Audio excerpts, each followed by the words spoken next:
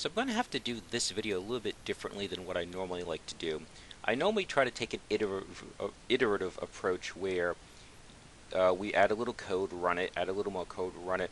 Unfortunately, that really doesn't work in this situation because we're really only doing two things and it takes a bunch of code to make it work. So I've also typed it separately in a text file, so I'm going to copy it over so you don't have to watch lots and lots of typing and you can just pause the video as you need to. So first thing that we're going to do is we're going to go into item control and we're going to add this. So this is the static variable that was added over here. And basically what we're saying is that when the mouse has been clicked on an item, keep track of it. Change this variable to yes. And the reason for that is because in inventory control, the update in the inventory will be driven by that being set to yes. So it's set to yes, update the inventory, and then sets it back to no. That way you don't, if you click on one item, you don't get like 20 of them.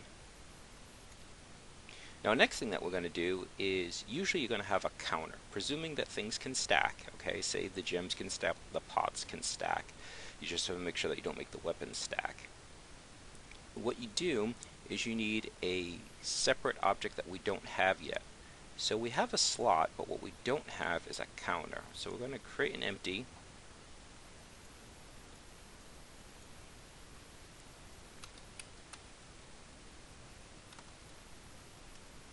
Plus item counter. And what it's going to be, it's going to have a text mesh. Drop the character size down to 0.15. I'm going to change the anchor to the right, and that's just for alignment purposes. Don't really need a big explanation about that. Let's see what a 16 looks like for font size and Arial. And now let's just put a 1 in there. Okay. Now we can't see it because of the order in the layer, so I'm just gonna, for the purposes of this development, put it here, but when it's running it'll work out okay. Alright, so there it is,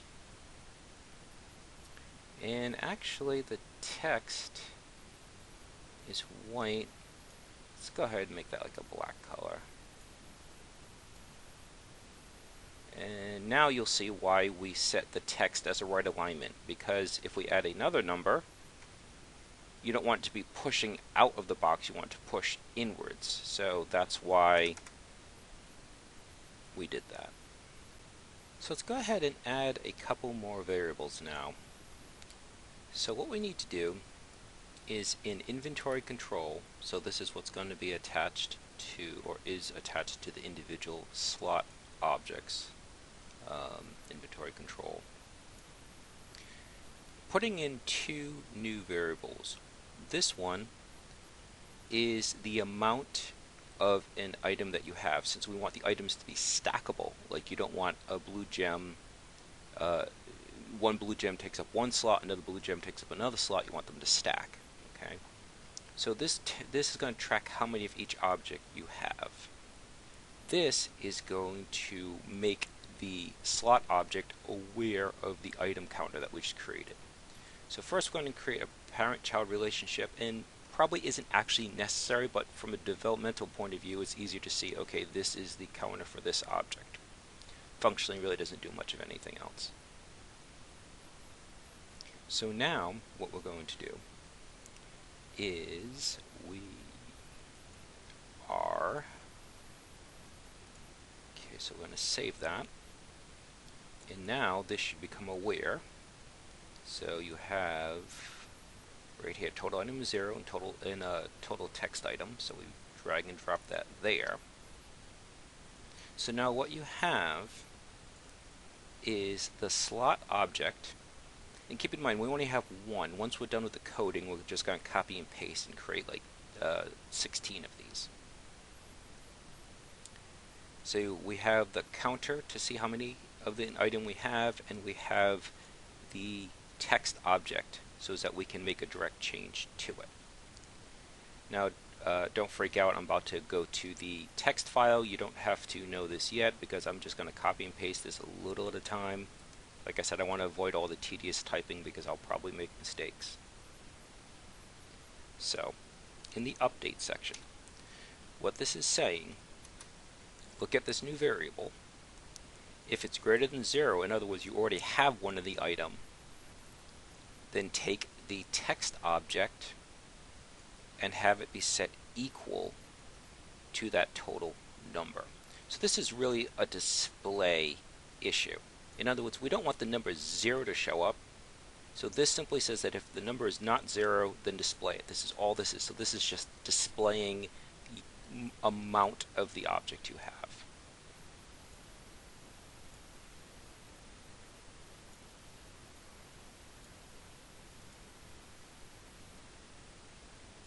So that's if total item is greater than 0, then total text, change the text mesh, and the toString, the reason why this is here is it takes the integer and turns it into a string. If you didn't have the .toString here, you'd get an error message saying that you cannot explicitly convert a number to a text.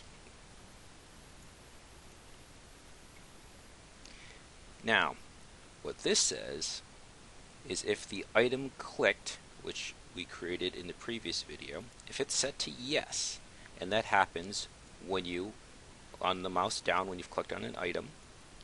So if it is set to yes, and the game object name is inventory control dot name of clicked item. Okay, so bit of a mouthful. Okay, so again, this is just saying that it's a static variable. Okay, and it's this static variable, name of clicked item. Okay, and what's saying is if, remember, GameObject.name means that whatever object the script is attached to, in this case, the slot object, it's saying if the object the script is attached to is equal to the name of what's been clicked, increment total item plus 1.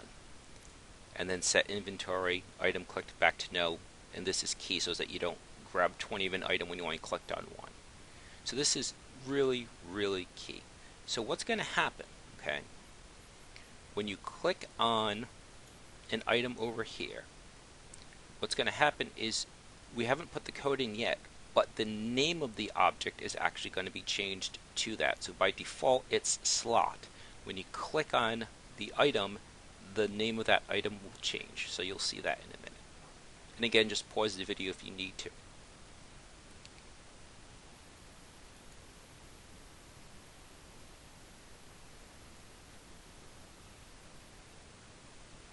Now this, even though it's a big copy and paste, it's actually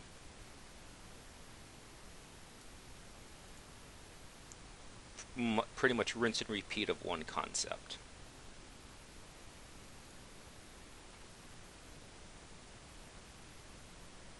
Actually, I don't have too many brackets there. I think I might have one too many.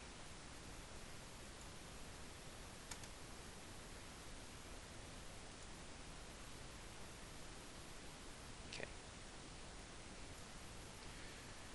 So we reviewed this. We reviewed this. So what below this is new? What this is saying is if, again, checking to see if item click is equal to yes, and game object name is equal to slot. Again, set item click to no so it doesn't spam it. And here, game object name is equal to inventory control dot name of item clicked. So this is what I was talking about. When we click on an item here, we're going to change the object name from slot to the name of what's being clicked.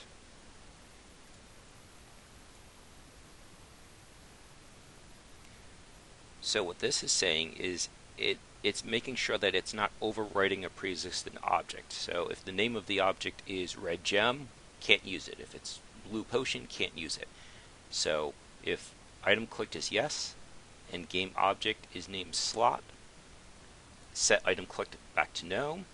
Change the game object name to the name of what has been selected. And then all this is what I was saying about rinse and repeat. All this does is this determines which object should be displayed, or should I say which sprite should be displayed.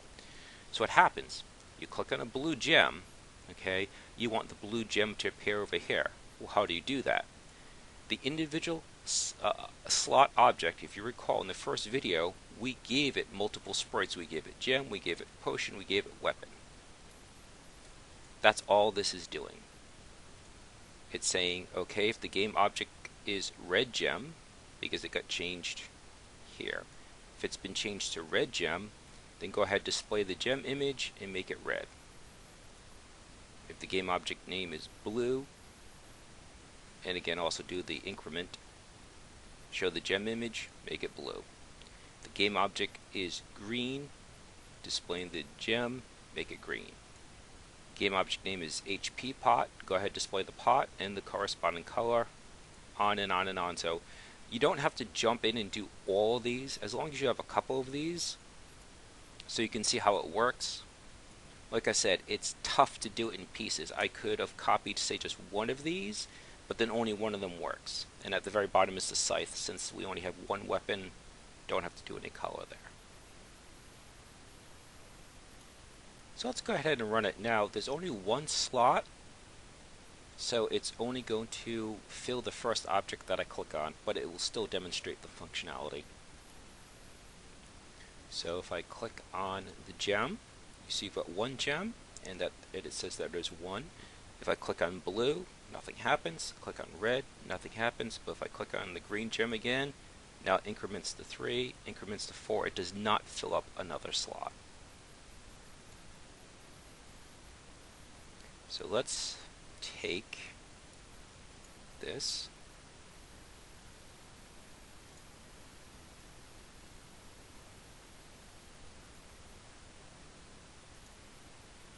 And we're just going to make sure that the right item counter is attached to the right slot. So